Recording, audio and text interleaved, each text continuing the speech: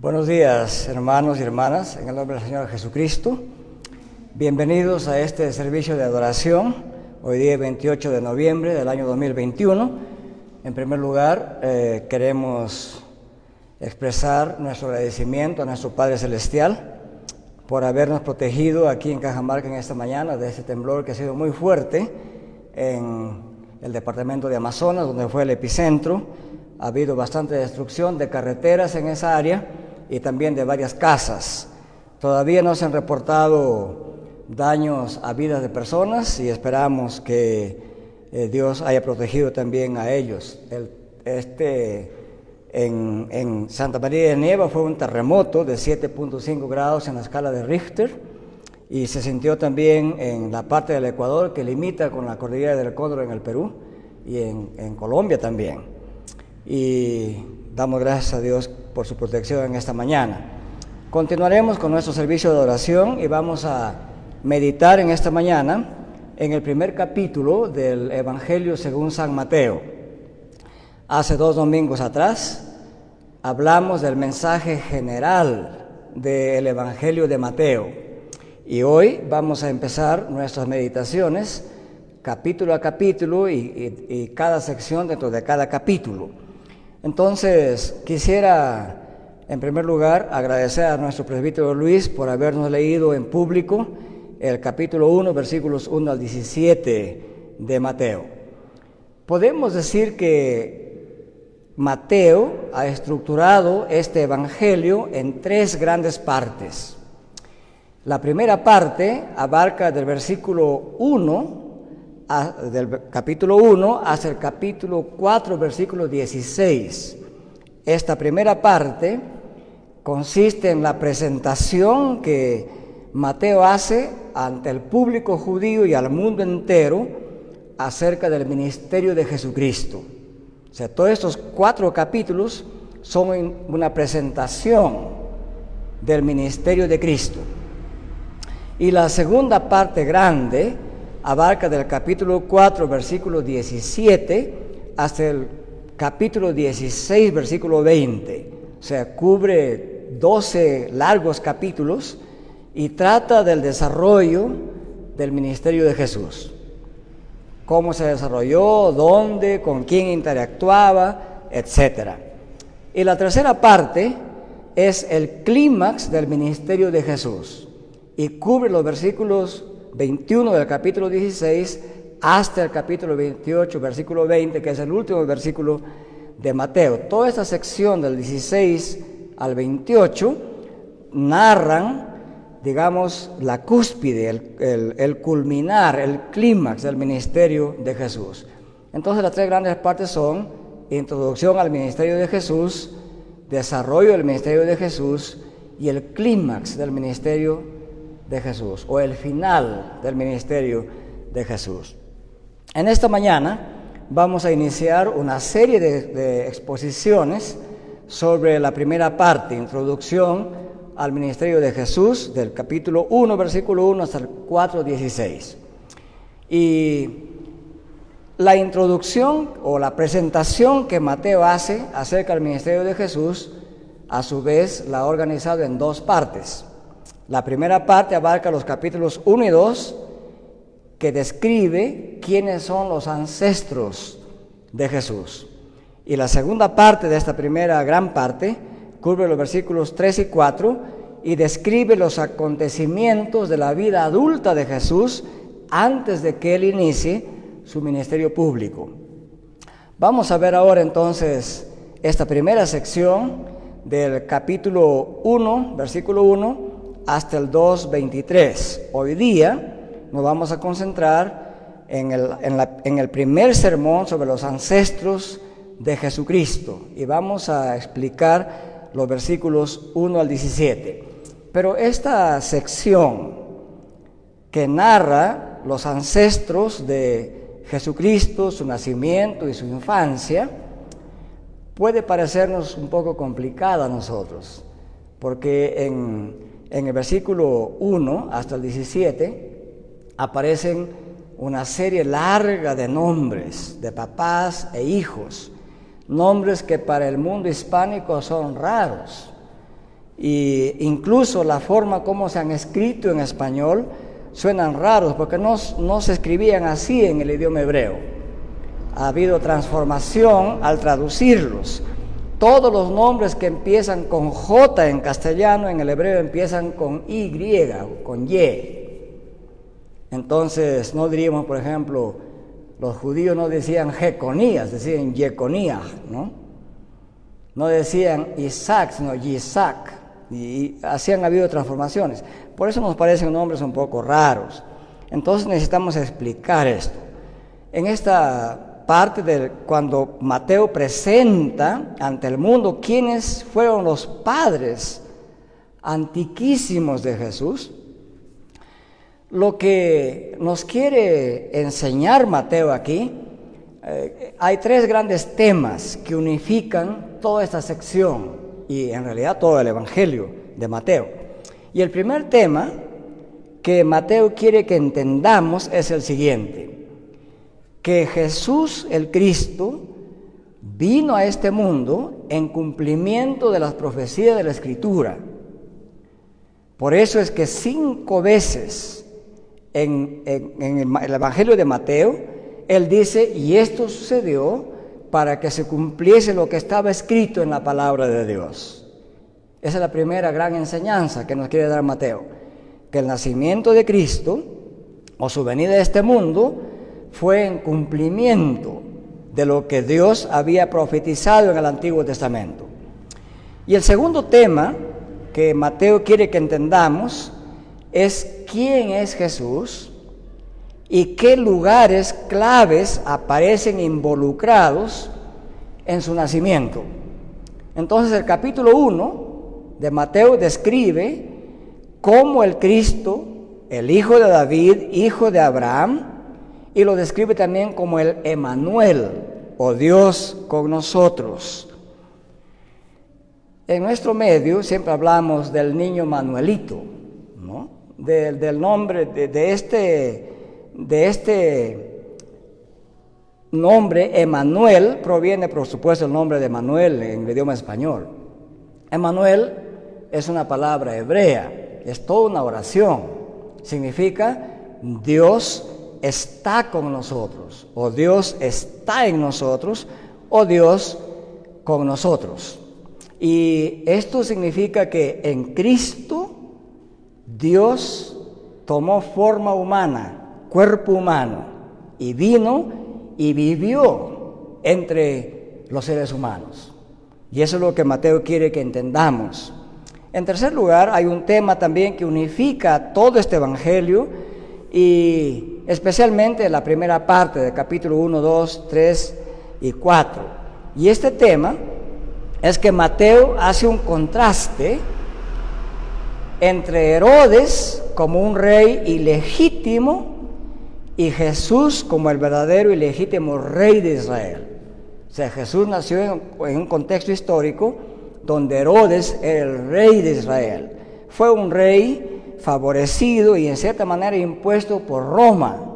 El imperio romano era el que gobernaba en ese tiempo, y Herodes era de origen idumeo, es decir, descendía de Edom, no descendía de David. Entonces, Mateo está indicándonos en su evangelio que cuando Jesús nació, él se constituye en el verdadero rey en un contexto donde había un rey ilegítimo impuesto sobre Israel.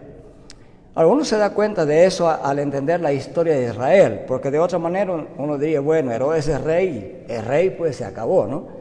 Pero siendo Mateo de origen hebreo, él sabía bien lo que estaba tratando de comunicar con esto.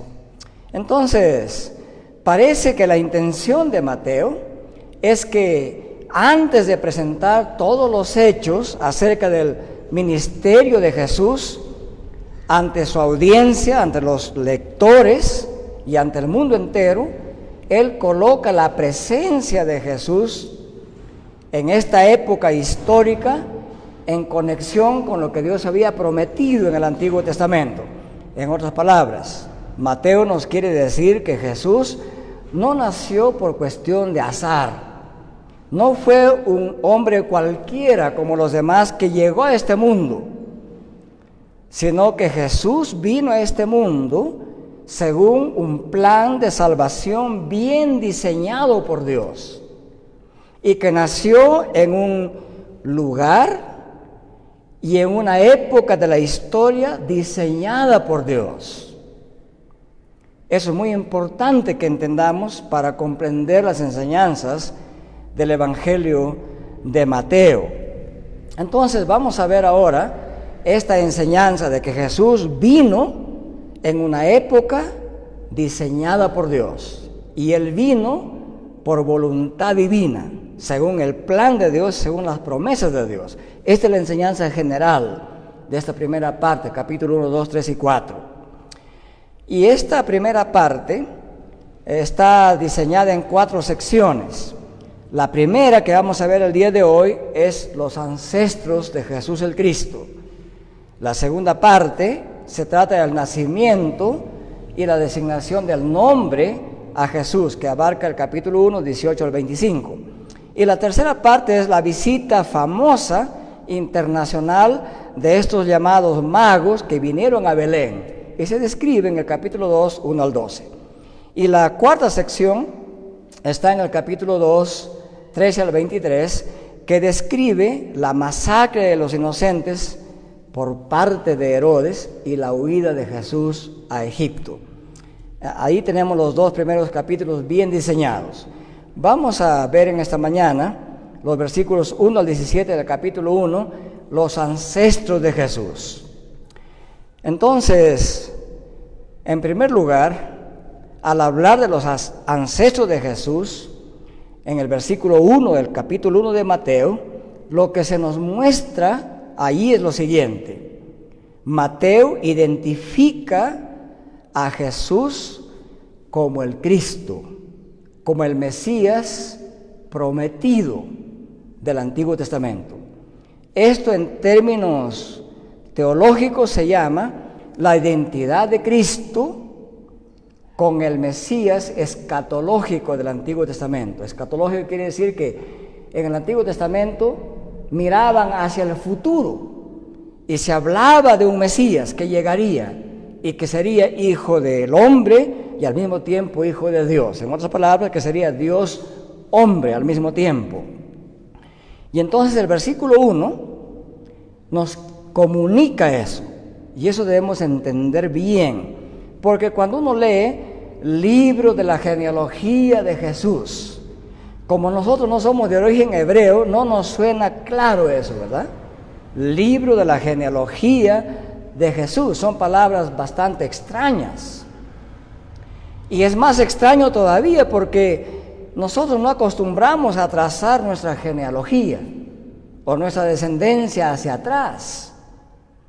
Lo máximo que el peruano se acuerda es del tatarabuelo. Pero ¿quién fue el padre del tatarabuelo y el abuelo del tatarabuelo y el bisabuelo del tatarabuelo y el tatarabuelo del tatarabuelo? Ya no lo sabemos, ¿verdad? No llevamos una lista, un registro en la casa para trazar nuestra descendencia. No somos cuidadosos de esa manera. Los hebreos sí lo eran, por varias razones. Por las promesas que Dios había hecho, de que de Abraham nacería el Mesías. Desde Génesis 3, desde Génesis capítulo 3, versículo 15, ya se promete que saldrá un Mesías de la simiente de Eva. Y entonces el Antiguo Testamento va trazando histórica y genealógicamente los personajes claves de donde saldría el Mesías. Entonces los judíos tenían un gran interés en la genealogía. Imagínense que Dios habría dicho: de tal padre del Perú va a nacer el Mesías. Esa familia tendría que llevar un registro de cada generación. ¿Quién no quisiera haber sido el papá o la mamá de Jesús, verdad? Entonces eso explica por qué ellos tenían cuidado de llevar esos registros históricos bien detallados. Y Mateo ha tenido acceso, ha revisado esos registros históricos para identificar los ancestros de nuestro Salvador Jesucristo. Entonces, en el versículo 1, ese versículo se puede traducir literalmente de esta manera: registro del origen de Jesucristo, hijo de David, hijo de Abraham. Ese sería el significado bien preciso de este versículo 1. Registro del origen de Jesucristo, hijo de David, hijo de Abraham. Ahora se entiende mejor, ¿no?, que la palabra genealogía. Muy bien.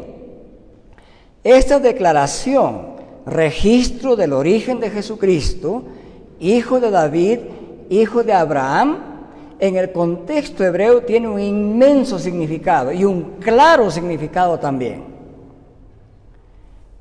¿Por qué? Porque esta declaración orienta al lector judío y ahora al mundo entero para reconocer la genealogía que sigue del versículo 2 al versículo 16. Y entonces, esta declaración de que Jesucristo tiene su origen en David y en Abraham tiene los siguientes significados. Primero, el nombre Jesús, así se traduce al castellano Jesús, en hebreo sería Yeshua o Yehoshua, así se decía en hebreo. El corto era Yeshua.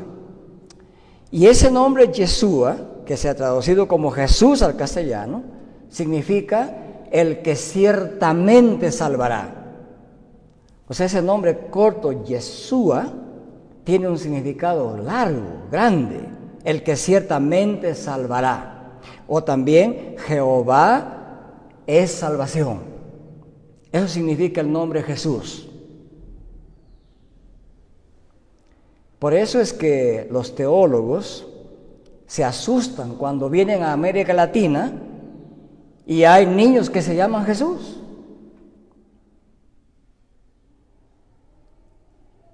Eso no sucede en el idioma inglés. Sería completamente raro y quizás absurdo que alguien le ponga a su niño Jehová es salvación. Probablemente suceda en el mundo hispánico esto, por varias razones. Posiblemente se deba a la profunda ignorancia que tenemos del significado de los nombres, o de repente demasiada emoción para ponerle a su hijo Jehová es salvación, ¿verdad? Pero eso es lo que significa el nombre Jesús: Jehová es salvación, o el que ciertamente salvará. Entonces, Jesús es aquel prometido en el Antiguo Testamento, enviado por Dios a la historia humana para salvar a su pueblo de sus pecados. Eso lo va a declarar más adelante el versículo 3. Pero esa es la primera enseñanza cuando dice Jesucristo, hijo de David, hijo de Abraham. Lo identifica a Jesús como aquel que fue prometido desde Abraham y hasta el rey David. Vamos a hablar de esas promesas más adelante. En segundo lugar, esta declaración del versículo 1, registro del origen de Jesucristo, hijo de David, hijo de Abraham, significa que Jesús es el Cristo. El término Cristo es un término de origen griego. Significa el ungido. Eso significa Cristo. Si traducimos este título, Cristo, al idioma hebreo, se diría en el hebreo Mashiach, de donde viene el término Mesías. Entonces, Cristo, en griego y en castellano, bueno, en griego se dice Christos, ¿no? Es muy parecido al español. Y en hebreo se dice Mesías. Entonces, en segundo lugar, esta declaración nos quiere decir que este Jesús que caminó por esta tierra, que nació de una mamá y que tuvo padre adoptivo y que nació en Belén, en un pesebre, Mateo quiere decir, ese Jesús es el ungido de Dios, es el Cristo que todos esperábamos. Por eso hace esta declaración, registro del origen de Jesucristo, hijo de David, hijo de Abraham. Un comentarista dice lo siguiente, me agradó mucho este comentario, dice así, aquí en Mateo 1:1, el escritor señala que Jesucristo es ciertamente lo que su nombre implica, el Salvador ungido divinamente, el cumplimiento de la profecía, el heredero legítimo del trono de David y yendo más atrás, la verdadera simiente de Abraham. Dios le dijo a Abraham en Génesis 12:3, en ti, de tu simiente saldrá aquel en quien serán benditas todas las familias de la tierra. Eso le dijo Dios a Abraham en Génesis 12:3. Y Mateo dice, este Jesús que les voy a presentar, cuya genealogía voy a narrar, este Jesús es el Hijo que Dios prometió a Abraham. Es el Salvador que Dios prometió a Abraham. Es el Rey verdadero que Dios prometió a David, que tendría un trono eterno. Y esa es la segunda enseñanza de esa declaración. Registro de Jesucristo, hijo de Abraham, hijo de David. Este versículo tiene una tercera enseñanza. Significa que la presencia de Jesús, cuya descendencia o genealogía se va a presentar del versículo 2 al 16, es el cumplimiento de esa bienaventurada promesa que Dios enviaría a su propio Hijo para redimir a los pecadores de este mundo. Y eso nos tiene que alegrar a nosotros. El nacimiento de Jesús, su vida y su obra fueron diseñados por Dios para nuestra salvación. No nació cualquier persona en Jesús. Jesús vino a este mundo como diseño de Dios para redimir a su pueblo y a todas las familias de la tierra. Por eso le llama hijo de Abraham, descendiente de Abraham. Pablo explica bien esto en Gálatas capítulo 3. Dice que cuando Dios le anunció a Abraham que de su simiente nacerá aquel que va a bendecir a todas las naciones de la tierra, que ese era el Evangelio, dice Pablo. Eso está en Gálatas capítulo 3, desde el 8 al 16. Pueden leer eso con tranquilidad. Entonces, todo esto significa el versículo 1.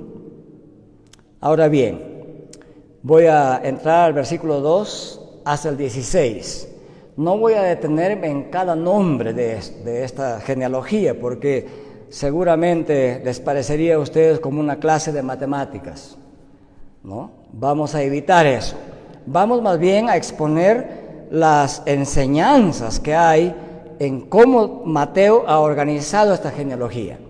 Si le ponemos atención al texto bíblico, Mateo ha organizado este registro de los ancestros de Jesús, o esta genealogía, en 3 épocas, de 14 generaciones cada época.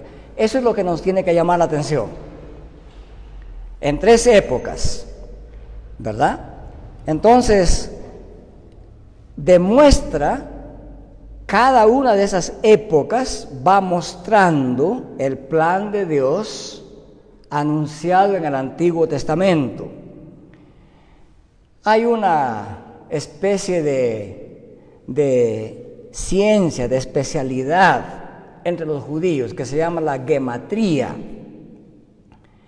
Esta gematría consiste en sacar de cada nombre poniendo números a las consonantes de cada nombre, ellos sacan varias interpretaciones. Pero si haríamos eso para cada nombre, tendríamos que pasar semanas en esto. Los judíos son expertos en eso y les gusta hacer esos vericuetos. Pero no vamos a entrar en eso. Simplemente podemos decir lo siguiente, que Mateo sí tiene un diseño literario de esta genealogía. Lo hace con conciencia literaria e histórica. No la organiza así nomás. Miren, la organiza en 3 épocas de 14 generaciones cada época. Para lograr eso, él ha evitado mencionar ciertos nombres. Porque para los judíos el número 3 es bien importante. El número 7 es bien importante para ellos. Y podríamos decir aquí lo siguiente. La enseñanza general de este diseño de Mateo, de esta genealogía en 3 épocas de 14 generaciones, podríamos rápidamente verla así. Cada una de esta época, digamos, 14 generaciones, multiplicando eso por 3 épocas, ¿cuánto da? 42, ¿verdad? Entonces, ese número 42 equivale a ¿cuántas veces 7? A 6, ¿no? 6 por 7 da 42. 6 veces 7. El número 6 es un número que significa en el Antiguo Testamento algo que no es completo todavía. Pero el 7 significa algo completo. Entonces, como hay, digamos, 6 veces 7, al mencionar que al final de esos 6 veces 7 nace Jesucristo, entonces con eso se completa 7 veces. Lo cual da a entender que con el nacimiento de Jesucristo, las épocas han llegado a su plenitud, a su completud. Cristo completa las épocas del diseño de Dios e inicia una nueva época. Y no por nada, el nacimiento de Cristo, le guste o no a la gente del mundo entero, marcó el inicio de una nueva época. Podríamos decir que es la 4ª época en la que estamos el día de hoy, y se le llama la era de Cristo, y marcó la historia entre antes de Cristo y después de Cristo. Yo sé que a la gente oriental no le gusta esto, especialmente a la gente musulmana, y a los ateos de Occidente tampoco les gusta esto. Entonces ahora ya no denominan era antes de Cristo y era después de Cristo, sino era común. Claro, uno se pregunta, ¿común a qué? Simplemente no quieren mencionar a Cristo, pero no hay duda de que el nacimiento de Cristo marcó el fin de esas 3 épocas y el inicio de una nueva época, la época de Cristo, de la gracia de Dios presente en este mundo. Eso es importante entender de estos números. Entonces, Jesús mismo declaró que una nueva época se había iniciado con él. Y lo dijo en 2 oportunidades muy conocidas en el Nuevo Testamento. La primera oportunidad que lo dijo es en el capítulo 9 de Mateo. Jesús dice así: nadie pone un remiendo de tela nueva en un vestido viejo, porque el remiendo al encogerse tira del vestido y se produce una rotura peor. Nadie echa vino nuevo en odres viejos, porque entonces los odres se revientan y el vino se derrama y los odres se pierden, sino que se echa vino nuevo en odres nuevos y ambos se conservan. Estoy leyendo el versículo 16 y el versículo 17 dice, cuando Jesús llega a Mateo 26, versículo 28, al celebrar la primera cena de Cristo, dice, porque esto es mi sangre del nuevo pacto, que es derramada por muchos para perdón de los pecados. Entonces, este diseño de Mateo nos muestra que 3 épocas han concluido la plenitud de la promesa del Antiguo Testamento, pero faltaba algo. Y con el nacimiento de Cristo se ha cumplido el tiempo de la promesa de Dios y se ha iniciado una nueva época. Y Cristo es consciente de esto y declara que en esta nueva época su sangre es derramada para perdón de los pecados. Marcó el fin de todo el sistema sacrificial del Antiguo Testamento. Y Cristo es el nuevo sacrificio una vez para siempre, para perdón de pecados. Entonces, como en Jesús se encuentra lo antiguo y lo nuevo, entonces se nos enseña que en estas 3 etapas o épocas o eras hilvanadas por la historia de la redención, ha llegado a su perfecto cumplimiento el plan de salvación que desde la eternidad Dios había anunciado a este mundo. Esa es la enseñanza general de esta genealogía. Ven que si nos metemos en cada nombre se nos complica, pero veamos esa enseñanza. Esa es la enseñanza general de esta genealogía. Pero hay algunas enseñanzas específicas en esta genealogía, en este diseño. Y vamos a analizar brevemente la enseñanza dada época por época de esas 3 épocas. Entonces, en primer lugar, en el versículo 2 se inicia la primera época. Miren cómo se inicia el versículo 2. Dice, Abraham engendró a Isaac, Isaac a Jacob, Jacob a Judá y a sus hermanos. Bien, entonces, ¿qué significa? ¿Cuál es la enseñanza de esta primera parte, de esta primera época de 14 generaciones? Entonces, cuando dice Abraham engendró a Isaac, Isaac a Jacob y Jacob a Judá y a sus hermanos, esto es lo que hay que entender de este primer grupo de 14 generaciones. Al llamar Mateo a Jesús hijo de Abraham, ya está conduciendo la mente del lector judío. En primer lugar de él, esa fue la primera audiencia de Mateo. Está conduciendo la mente del lector judío a recordar la profecía que Dios le dio a Abraham. La profecía, en resumen, decía que de Abraham saldría el futuro Salvador, el libertador, la simiente de la mujer, la simiente de Abraham, que hemos mencionado en capítulo 12 de Génesis, versículo 3, y se repite en el capítulo 22, versículo 18 de Génesis. Bien, entonces, que el Mesías nacería de Abraham, nacería de Judá. En Génesis 49:10 es un pasaje bien importante, porque antes de morir Jacob ahí anuncia que de Judá nacerá el rey, cuyo cetro jamás se apartará de Judá. Y entonces el lector judío, al leer que Jesús es el hijo prometido a Abraham y el hijo prometido a Judá, el judío estaba consciente que estaban hablando de que Jesús es el Mesías.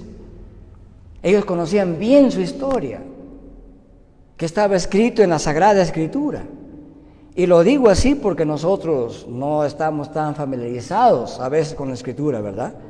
Y decir, bueno, Jesús es hijo de Abraham o de Judá, probablemente en la mente latinoamericana no significa mucho eso, ¿verdad? Pero en la mente judía sí. Porque al decir que Jesús es el hijo de Abraham, están diciendo Él es el hijo de la promesa, entonces el Mesías.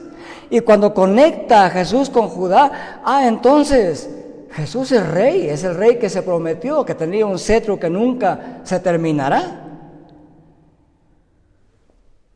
Ellos podían entender esto mejor que nosotros. Entonces Mateo anuncia que en Jesús, el Cristo, ha venido a esta tierra. Y nos hace recordar que este descendiente de la mujer es el que vencerá a la simiente de la serpiente. Y además nos enseña que será de bendición, por ser hijo de Abraham, a todas las familias de la tierra. Y además nos anuncia que es el que heredará un trono que nunca tendrá fin, como se le prometió a Judá. En otras palabras, Jesús es el verdadero Salvador y el verdadero Rey de Israel y del universo entero. Eso comunican estas cortas palabras. Abraham engendró a Isaac, Isaac a Jacob, Jacob a Judá y a sus hermanos, y de ahí viene Cristo. Eso nos comunica hasta el versículo 6a. Ahora veamos la segunda época de 14 generaciones. En esa segunda época, Mateo pone un doble énfasis en esa segunda época. Enfatiza en primer lugar el linaje davídico de Jesús, el Cristo, cuando dice David engendró a Salmón, etc. La primera parte del versículo 6. Entonces la profecía del Antiguo Testamento claramente anunció que del linaje de David vendrá uno cuyo trono será eterno. No pudo ser Salomón y ningún otro descendiente de David antes de Cristo. Todos ellos tuvieron reinados que terminaron. Lo máximo que gobernaban era un poquito más de 40 años y luego acababa su reinado y moría su rey y se acababa ese reino. Veamos lo que dice la profecía acerca del descendiente de David que tendrá trono eterno. Está en 2 de Samuel, capítulo 7, y voy a leer específicamente los versículos 12 y versículos 16. Para todo estudiante de la Escritura, este pasaje es central en el segundo libro de Samuel.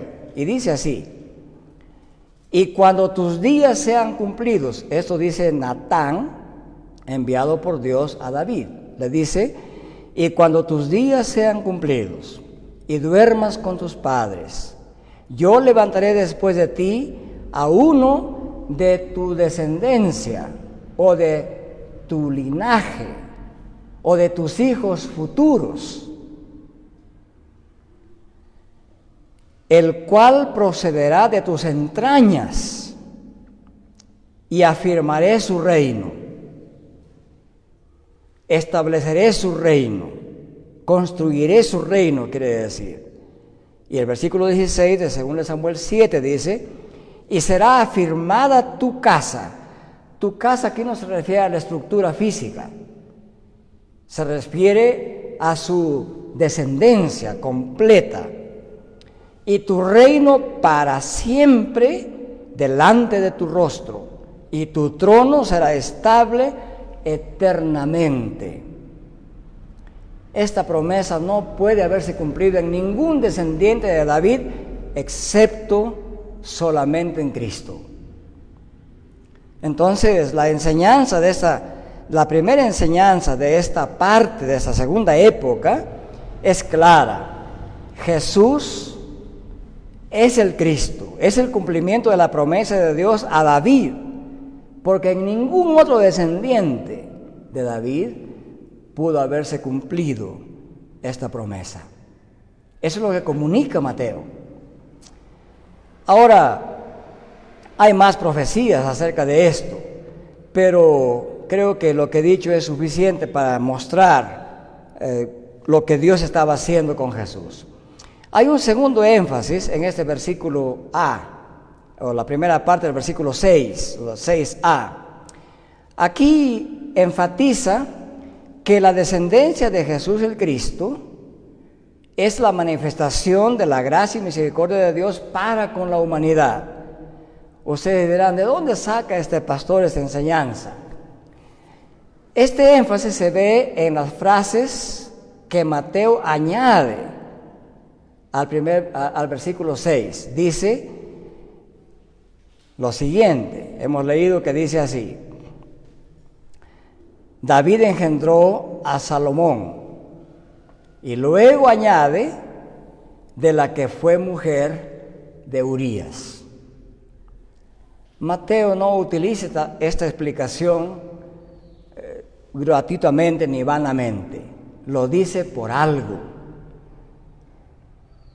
Y para los judíos, esto es algo que no lo podían pasar, especialmente para los líderes judíos, esto no lo podían pasar.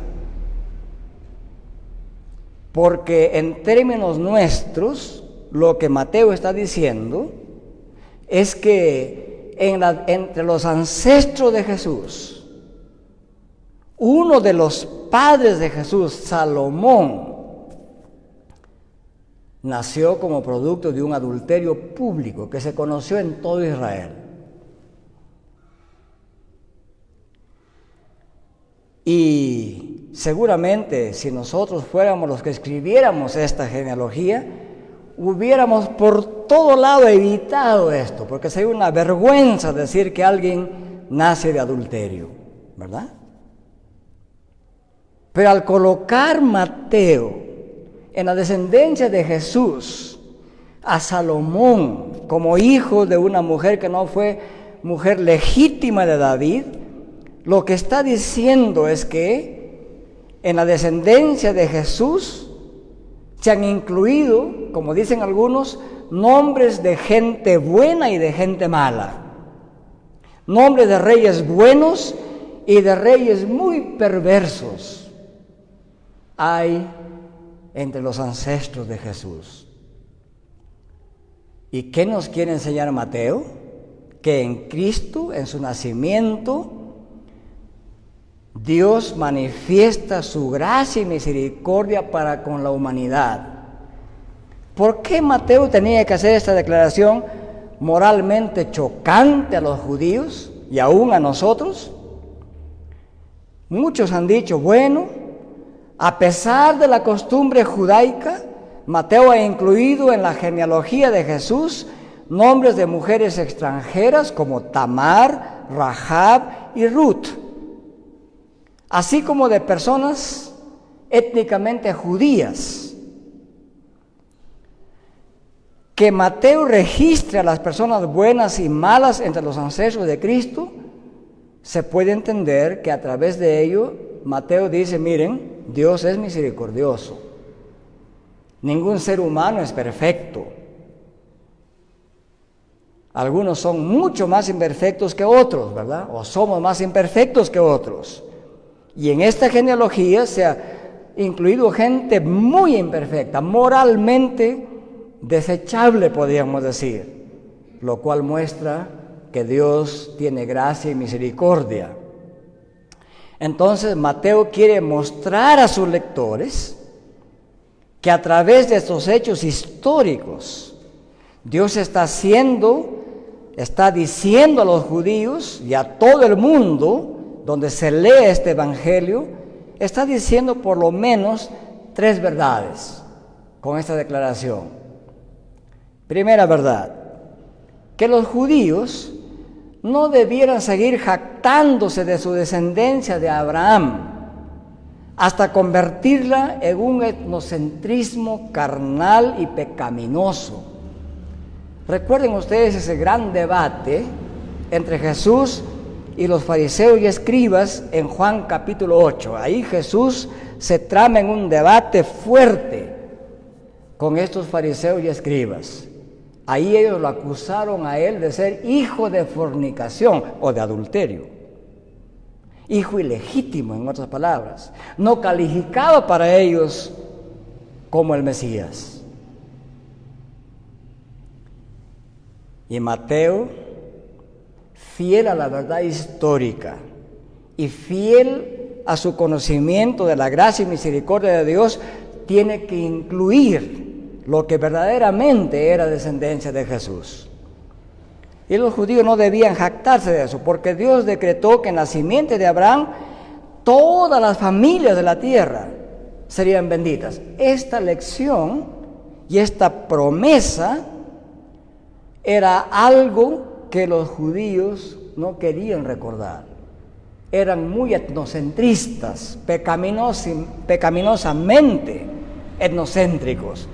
¿Qué significa ser etnocéntrico? Significa creerse que somos raza superior, que todos los demás son inferiores y que nuestra raza es la única superior. Esto fue lamentablemente un grave problema en nuestro mundo hispánico. Hubo un tiempo incluso que los sacerdotes que vinieron a América Latina tuvieron que tener una gran reunión en América Central para vergonzosamente discutir un tema, si el indio peruano tenía alma o no. Tenemos que contar esa historia, está escrita. Y gracias a Dios que hubo sacerdotes muy iluminados por la Biblia que dijeron, por supuesto que siendo seres humanos tienen alma.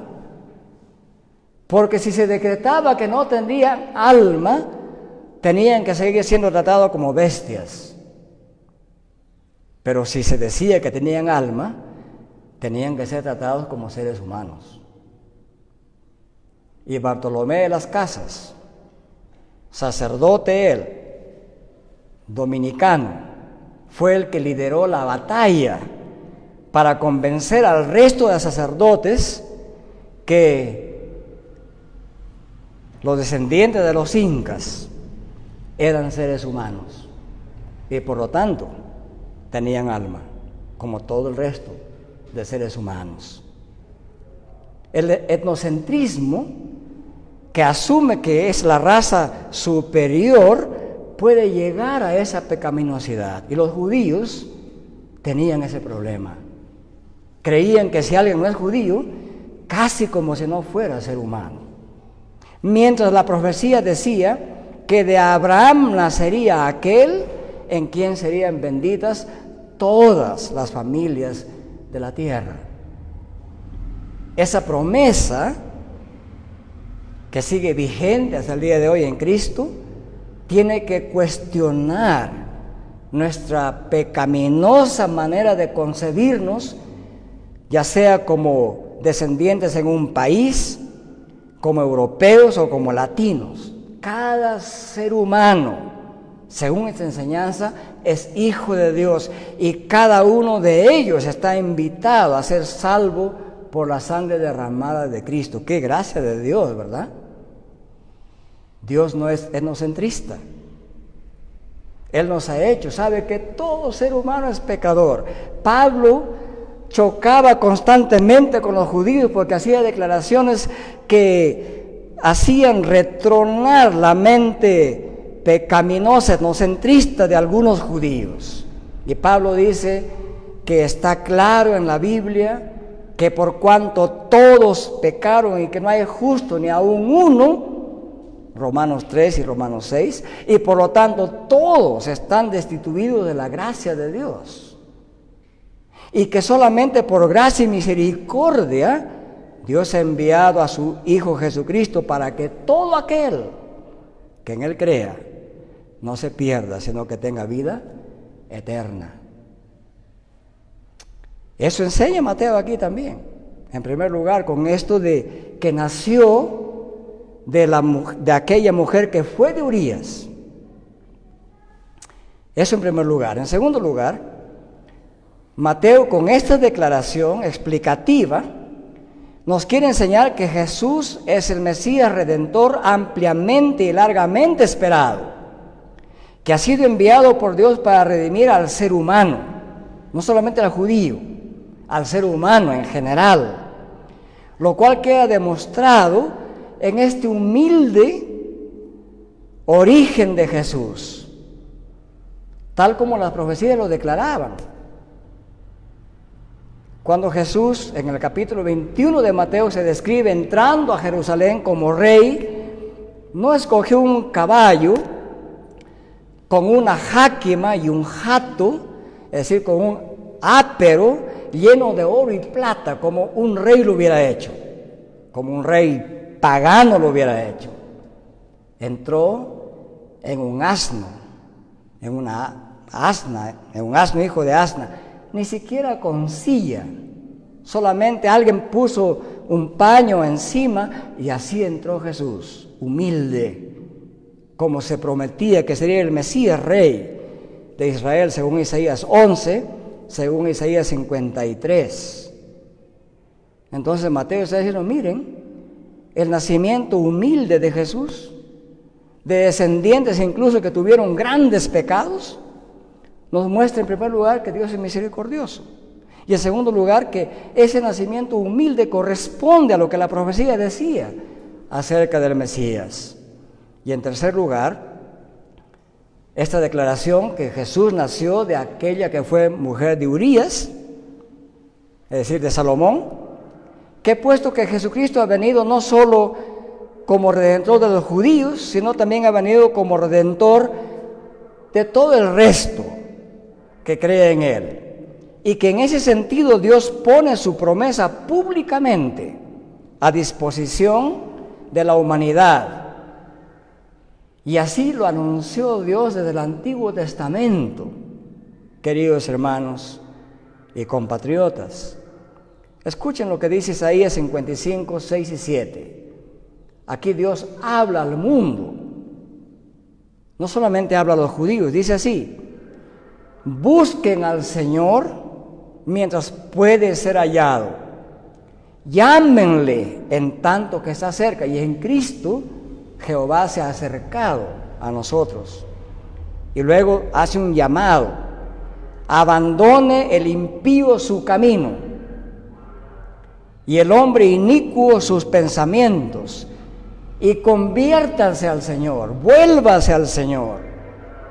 Y aquí añade esta explicación el profeta Isaías: que tendrá de él compasión al Dios nuestro, que será amplio en perdonar. No se puede hablar más claramente de la gracia y misericordia de Dios para con el mundo pecador, ¿verdad? Un llamado a todos los seres humanos que se conviertan al Señor, que abandonen su mal camino, porque si se vuelven arrepentidos ante Dios, Dios es un Dios de compasión y es amplio en perdonar. ¿Cuán amplio es? Perdona todo tipo de pecado. ¿Hasta dónde? Hasta lo último de la tierra. Es una bienvenida al arrepentimiento en Cristo a toda la humanidad que ponga su confianza y fe en Él. Eso nos enseña en esta segunda época de 14 generaciones, y el énfasis está en eso. Entre la descendencia de Jesús hubo hombres y mujeres muy buenos, y hubo también grandes pecadores, pero así se muestra la misericordia de Dios. Veamos la tercera época de 14 generaciones. Se inicia en el versículo 12 de Mateo, capítulo 1, y aquí el énfasis está en el versículo 16, con el que concluye esta época, diciendo: Jacob engendró a José, el marido de María, de la cual nació Jesús, llamado el Cristo. Miren, no dice que nació de José directamente, nació de María, ¿verdad? De la cual nació Jesús, llamado el Cristo. Ese es el énfasis de esta tercera época de 14 generaciones. ¿Qué nos enseña Mateo aquí? Hay unos términos que llaman la atención. Jesús, llamado el Cristo. Entonces, al haber nacido de María, cuyo esposo era José, José era padre adoptivo, pero si leemos la genealogía de Mateo y de Lucas, queda muy claro que tanto José como María ambos eran descendientes de David. Así es que por más que aquellos que decían, pero tu padre es padre adoptivo, pero según las leyes de aquel entonces era un padre legalmente establecido. Pero ambos fueron descendientes de David. Entonces, con esto, Mateo dice, no se vayan a equivocar por esto. Jesús es un descendiente legítimo de David. Y por lo tanto es el Mesías. Entonces, esta afirmación es de suma importancia. Especialmente, ¿por qué? Porque los líderes judíos abiertamente criticaron e insinuaron que Jesús era hijo ilegítimo, como dije al comienzo, y que era hijo de fornicación, y que era de una familia paupérrima. Y posiblemente decían, por lo tanto, no pueden ser descendencia del rey David, una familia tan pobre, que incluso cuando dedicaron a su hijo Jesús, no tuvieron ni siquiera el dinero para comprar un carnero, tuvieron que sacrificar 2 pichones o 2 palomitas. Todos los pobres que no podían comprar un carnero, un ternero, un toro, una becerra, tenían que hacer un sacrificio de pichones. Y entonces los líderes judíos despreciaban a Jesús por eso, porque en sus ancestros había gente muy pecadora, y los fariseos y escribas se creían muy limpios. Eran terribles pecadores, pero se creían muy limpios. Y también porque nació en un hogar muy pobre. ¿Podrá salir algo bueno de Nazaret?, se preguntaron, ¿no es cierto? Los escribas y fariseos acusaron a Jesús de ser samaritano. Eso está en Juan 8:48. Lo acusan de ser samaritano, no lo reconocen como hijo de David. Y más, la acusación se vuelve más grotesca. Y le dicen, tú eres samaritano y tienes demonio. Lo acusan de endemoniado. Entonces, frente a semejantes atrevimientos que corrían en el ambiente popular de Judea y de Israel, Mateo establece la historicidad, la legitimidad genealógica de Jesús como hijo de David. Entonces, así identifica que este Jesús es el verdadero Mesías del linaje de Abraham, del linaje de David.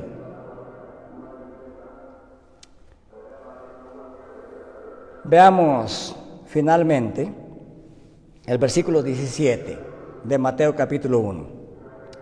Y con esto concluimos esa explicación. En el versículo 17, al concluir la presentación de Mateo acerca de Jesús el Cristo, dice, de manera que todas las generaciones desde Abraham hasta David son 14 generaciones. Y desde David hasta la deportación a Babilonia, 14 generaciones. Y desde la deportación de Babilonia hasta Cristo, 14 generaciones. Bueno, vamos a entrar en los detalles de nombres. Vamos a extraer la enseñanza de esto. Con esta declaración del versículo 17, esto es lo que Mateo quiere enseñar. Que esta larga genealogía de 3 épocas, de 14 generaciones cada una, ha estado siendo guiada por Dios. Para Mateo, la historia no ocurre al azar. Los hechos, especialmente los hechos alrededor del nacimiento de Cristo, no ocurren al azar. No ocurren por chance. Los hechos se van desarrollando conforme al designio de Dios. Y Jesucristo es bien consciente de esto. Recuerden ustedes que en Mateo capítulo 26, cuando se acercan las horas para que Jesús sea apresado y ajusticiado y asesinado en la cruz, Jesús dice así, en verdad la vida del Hijo del Hombre va según está escrito de Él. Nuestro propio Salvador es consciente de que cada evento que va ocurriendo desde su nacimiento hasta su crucifixión, muerte y resurrección, todo eso obedece a un claro designio de Dios. Hermanos, los cristianos no creemos ni entendemos que los hechos de la historia son hechos al azar. Todo está diseñado por Dios. Si nosotros aprendiéramos a leer la historia universal de esta manera, nuestra perspectiva de vivir la historia cambiaría. No viviríamos al azar, como pareciera que es la costumbre, especialmente latina. Bueno, no sé qué pasará mañana. Bueno, lo que ocurra, no importa.